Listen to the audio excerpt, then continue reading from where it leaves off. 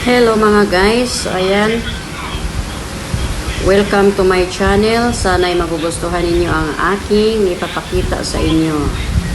So ngayong araw na ito mga guys ay gagawa ako ng fish lumpia. So ayan, pinaksiw ko muna yung ating isda sa suka, asin, bitchin, kumplitong ricados kung paano tayo magpaksiw para mabango siya at hindi siya malangsa. So ayan, pagkatapos nating ipaksiw, pagluto na siya, tanggalin natin sa sabaw, palamigin at hihimayin natin ng ganyan. So ayan, at make sure mga guys, kaya natin hinimay-himay ng ganyan kapino para ma-sure natin na wala talagang tinik na masasali.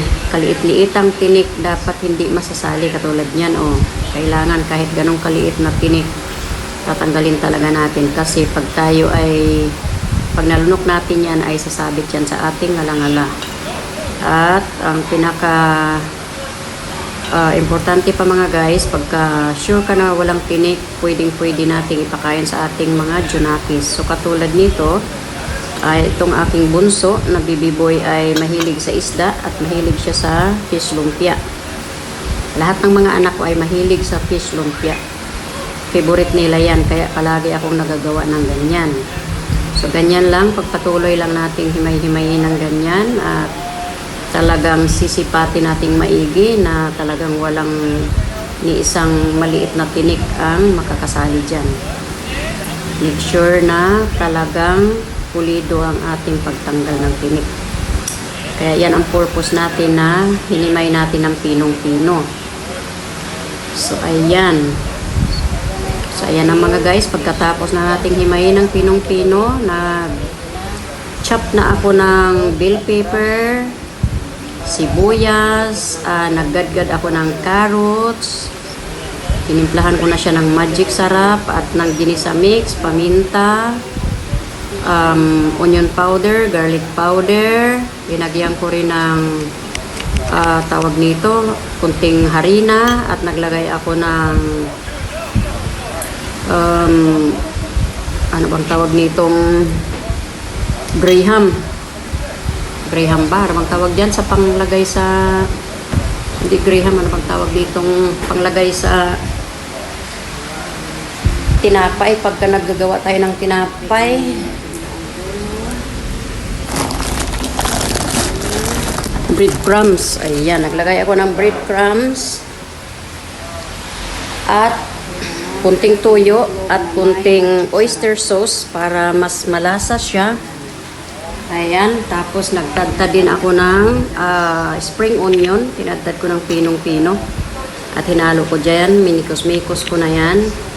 Kaya sigurado na mabango talaga yan pag nagpiprito na kayo mga guys. Ang sarap-sarap niya talaga. Paborito yan ng aking mga junakis. So ayan na. So ganyan lang mga guys ang ating pagbabalot.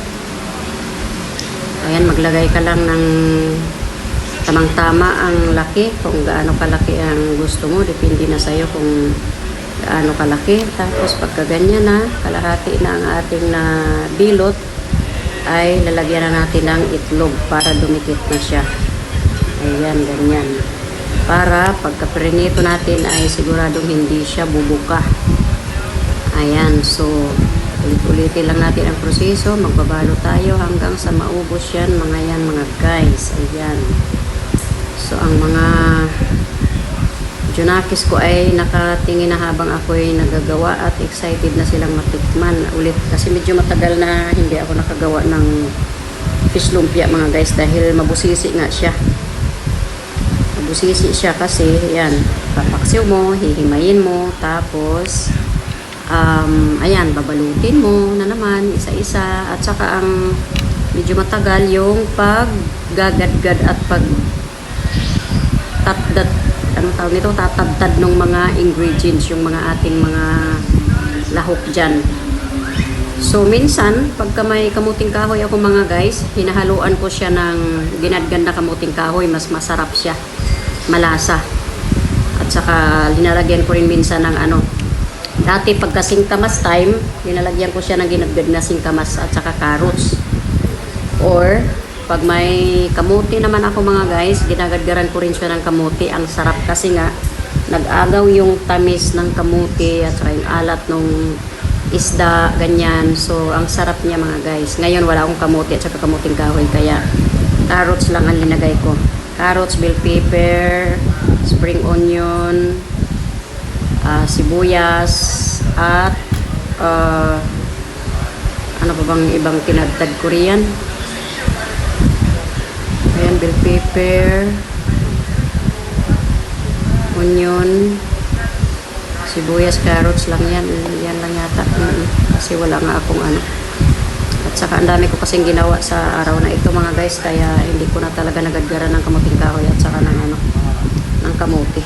Kasi ang dami kong ginawa. Araw ng linggo. Araw ng pamamalingki ko rin kasi kaya busy talaga ako sa mga pilusing bahay mga guys. So ayan na nga. Binalot-balot na natin yan dyan hanggang sa matapos yan. At medyo inabot din talaga ako ng siyam-siyam sa pagbabalot na yan. Matagal din talaga ako natapos. Ayan, at saka ayan na mga guys. Kung makikita niyo ang aking kamay, puro paso. Yan mga guys, my God, ang dami kong paso. Bago lang yan mga guys. Kaya bago lang yung aking mga tiklap. Hindi pa siya natatanggal. Mayroon akong cream na linalagay na panggamot sa paso. I mean sa scar cream. Kaya medyo nag-light na nga siya mga guys. Hindi natanggal na yung mga itim-itim na.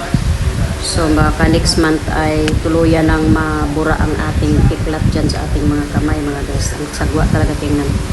Ang pangit tingnan na puro paso ang ating kamay. My God. Ang hirap talaga.